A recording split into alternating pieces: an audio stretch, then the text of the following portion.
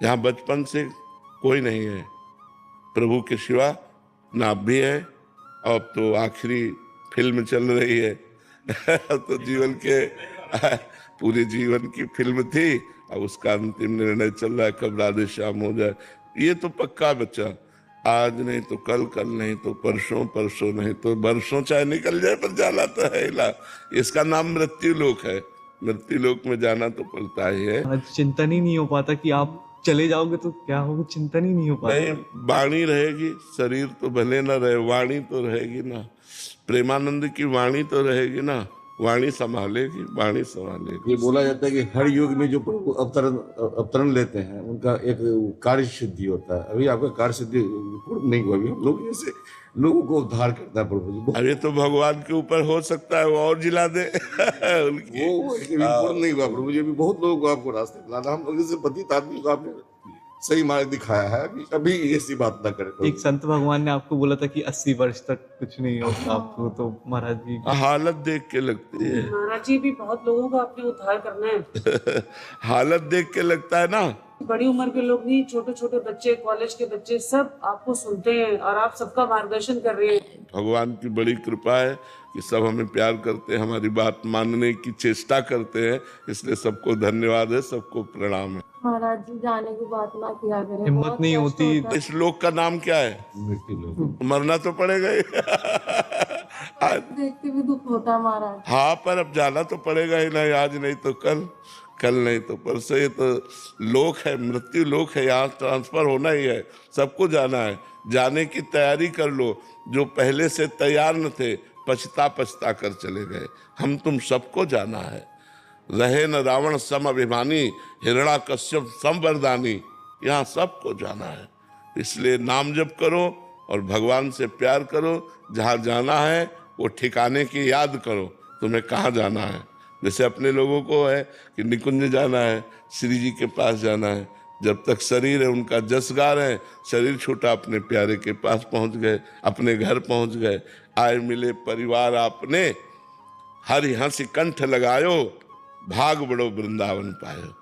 दिव्य वृंदावन हमारे प्राण प्यारे जिनका जीवन भर आश्रय लिए रहे, वो प्रिया प्रीतम प्रभु मिलेंगे तो एक आनंद है। मरना भी आनंदमय है, मरने से सब जग डरा, मेरो मन आनंद, कब मरी हो कब भेटी हो पूरन परमानंद, कब अपने पूर्ण परमात्मा से मिलूंगा। महाराज जी, आपने एक बार सत्संग में बोला कि सेवा से तन की शुद्धता होती है और सुमिरन से मन की। इसमें तन की शुद्धता का आश्रय महाराज जी कैसे समझें कृपया? हाँ, तन से हमारे पाप कर्म होते हैं। जब हमारा शरीर शुद्ध हो जाएगा तो हमारे शरीर से पाप कर्म नहीं होंगे। पाप कर्म की व्याख्या कहाँ तक करें? जो धर्म विरुद्ध है, शास्त्र विरुद्ध है, जिसमें किसी को दुख पहुंचता है, किसी की हिंसा होती है, ऐसे कोई भी कार्य जिसका शरीर शुद्ध हो गया है उससे नहीं होगा। उस शरीर शुद्ध होने को तो निष्पाप शरीर, पवित्र शरीर, वो जहां चरण रख दे वो स्थान पवित्र हो जाए। तीर्थी कुर्वन्ति तीर्थानि, वो तीर्थों में भ्रमण करता है, तीर्थों को तीर्थत्व प्रदान करने के लिए इतना पवित्र हो जाता है। सेवा से शरीर पवित्र हुआ तो शरीर का राग नष्ट हो गया। मन पवित्र हुआ तो मन की चंचलता नष्ट हो गई। मन और तनय में तो हमारी आसक्ति है, तो हम अनासक्त होकर भगवान से प्रेम करने लगे। तो हमारा शरीर जब तक अपवित्र है तब तक इसमें राग रहता है, और जब शरीर पवित्र हो जाता है तो इससे भी वैराग्य हो जाता है। तो जब शरीर से भी वैराग्य हो जाए, कोई पाप कर्म न बने, तो समझना चाहिए शरीर पवित्र हो गया। और जब मन निरंतर भगवान का चिंतन करे, भगवान के चिंतन में पुलकित हो जाए, रोमांचित हो जाए, तो समझना चाहिए मन पवित्र हो गया। जब मन और तन पवित्र हो गया तो भगवान का स्वरूप अपने आप अनुभव में आने लगता है। महाराज जी, आपके श्रीमुख से सुना है कि मूल तो मन ही है महाराज जी, शरीर की क्रियाएं कराने वाला। हाँ, पर मन लगा शरीर में है ना, मन शरीर में लगा है। अगर हमारा शरीर अपवित्र है तो अपवित्र क्रियाओं की बढ़ोतरी करेगा मन, अगर शरीर पवित्र है तो इनका कनेक्शन है। अच्छा, इसीलिए पवित्रता का निर्वाह। हाँ, इसीलिए हम स्नान, कपड़े पवित्र, पवित्रता, जिससे हमारा मन पवित्र हो। मूल तो मन में आएगा, पर मन स्थूल शरीर में फंसा हुआ है।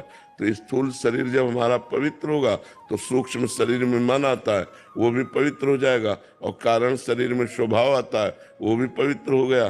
तीनों पवित्र हो गए तो आप तो परम पवित्र हैं ही, आत्मस्वरूप है, आपको अनुभव होने लगेगा।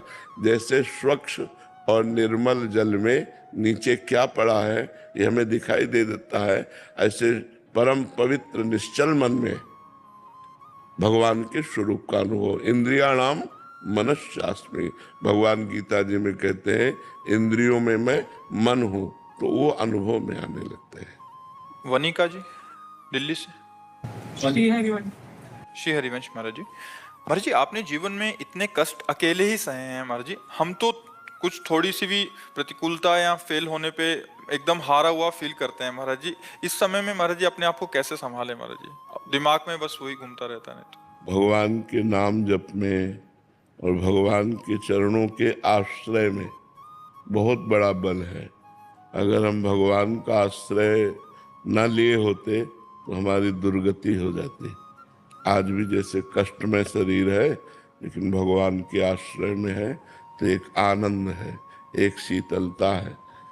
भगवान के आश्रय के बिना विपत्तियों से, दुख से, संकट से नहीं हटा जा सकता।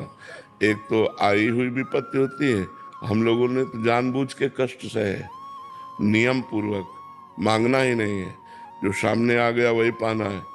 कई कई दिन भूखे रहना, गर्मी सर्दी बरसात सब सहना, पर प्रभु के लिए तो उन्होंने ऐसी सामर्थ्य दे दी जो अब कष्ट कष्ट लगता ही नहीं है, अब कोई दुख दुख लगता ही नहीं है। सुख से डर लगता है, बड़ाई से डर लगता है, अब गाली देने वाले से डर नहीं लगता, अपमान करने वाले से डर नहीं लगता। हो गई ये भगवान की कृपा से होता है। इसलिए नाम जप करो, भगवान का आश्रय लो, तो बहुत बल है भगवान में, बहुत बल है। सबसे बड़ा अगर जीवन में कष्ट कोई अनुभव में होता है तो अकेलापन का होता है, नहीं होता? कोई तो हो। यहाँ बचपन से कोई नहीं है, प्रभु के सिवा ना आप भी है। अब तो आखिरी फिल्म चल रही है तो जीवन के पूरे जीवन की फिल्म थी, अब उसका अंतिम निर्णय चल रहा है कब राधे श्याम हो जाए। ये तो पक्का बच्चा, आज नहीं तो कल, कल नहीं तो परसों, परसों नहीं तो बरसों चाहे निकल जाए, पर जाना तो है ला। इसका नाम मृत्यु लोक है, मृत्यु लोक में जाना तो पड़ता ही है। तो हम सबसे बड़ी बात बता रहे हैं, यदि भगवान को अपना दोस्त मानोगे, भगवान को अपना मानोगे, तो कभी निराश नहीं होगे।